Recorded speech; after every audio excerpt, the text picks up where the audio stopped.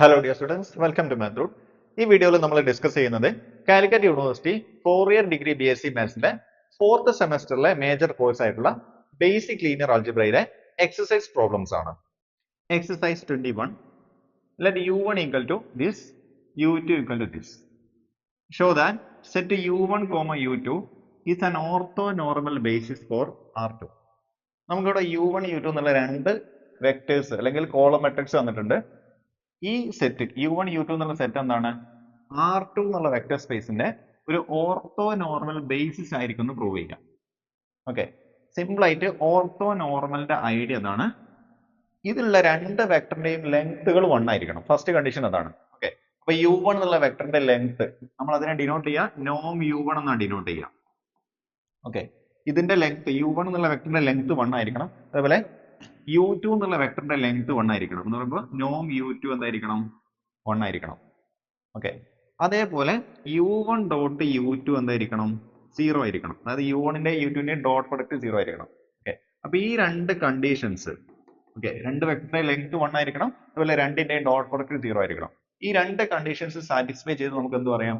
u1 u2 എന്തായിരിക്കും? ഒരു ortho normal set ആയിരിക്കും, അല്ലെങ്കിൽ ഓർത്തോ നോർമൽ ബേസിസ് ആയിരിക്കും എന്ന് പറയും.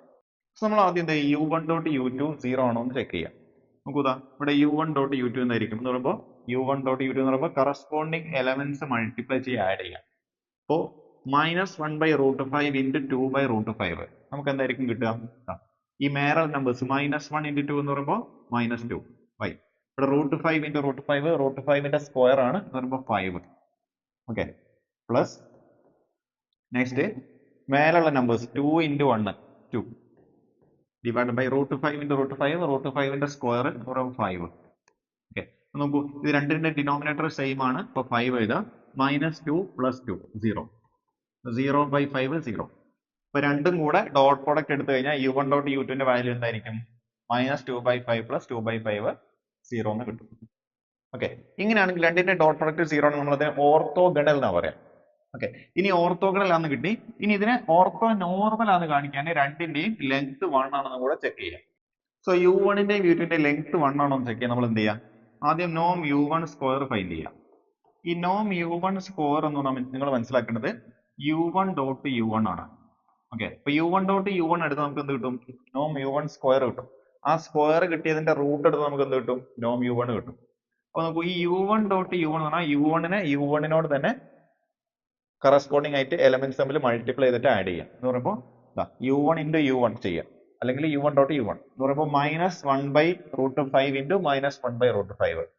ഓക്കെ, അപ്പൊ നമുക്ക് എന്താ കിട്ടുക? +1/5. ഓക്കെ, പ്ലസ് അതുപോലെ 2/√5 ഇൻറ്റു 2/√5. അപ്പൊ 2 ഇൻറ്റു 2 4 വരും മേലെ, ഡിവൈഡഡ് ബൈ √5 ഇൻറ്റു √5 അത് 5 ആവും. ഓക്കെ, അപ്പൊ നോക്കൂ, ഇത് 1ഉം 4ഉം കൂടെ ആഡ് ചെയ്യുമ്പോൾ 5, ഡിനോമിനേറ്റർ രണ്ടും സെയിം ആണ്. 5/5 1 എന്ന് കിട്ടും. അപ്പൊ നോം u1 സ്ക്വയർ 1 ആണെങ്കിൽ നോം u1 എന്തായിരിക്കും? റൂട്ട് എടുക്കാം. ഇവിടെ റൂട്ട് എടുക്കുമ്പോൾ നോം u1 കിട്ടി. √1 എന്ന് പറയുമ്പോൾ 1. നോക്കൂ, നോം u1 ന്റെ വാല്യൂ എത്രയാണ്? 1 ആണെന്ന് കിട്ടി. ഇനി നമ്മൾ നോം u2 ഫൈൻഡ് ചെയ്യാൻ വേണ്ടി നോം u2 സ്ക്വയർ ഫൈൻഡ് ചെയ്യാം. നോം u2 സ്ക്വയർ എന്ന് പറയുമ്പോൾ u2 dot u2.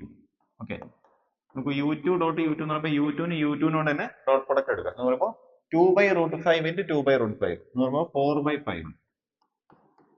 Okay, plus പിന്നെ 1/√5 ഇൻറ്റു 1/√5 1/5. ഓക്കെ, അപ്പൊ നോക്കൂ, ഇത് രണ്ടിന്റെയും ഡിനോമിനേറ്റർ 5 ആണ്. 4 + 1 5. അപ്പൊ 5/5 1 എന്ന് കിട്ടും. ഓക്കെ, നോം u2 സ്ക്വയർ 1 ആണെങ്കിൽ നോം u2 എന്തായിരിക്കും? ഇതിന്റെ റൂട്ട് എടുക്കുക. √1 എന്ന് പറയുമ്പോൾ 1 തന്നെ. അപ്പൊ നോം u2 എന്താണെന്ന് കിട്ടി? 1 ആണെന്ന് കിട്ടി. അപ്പൊ രണ്ട് വെക്ടറിന്റെയും ലെങ്ത്തുകൾ എന്താണ്? 1 ആണ്.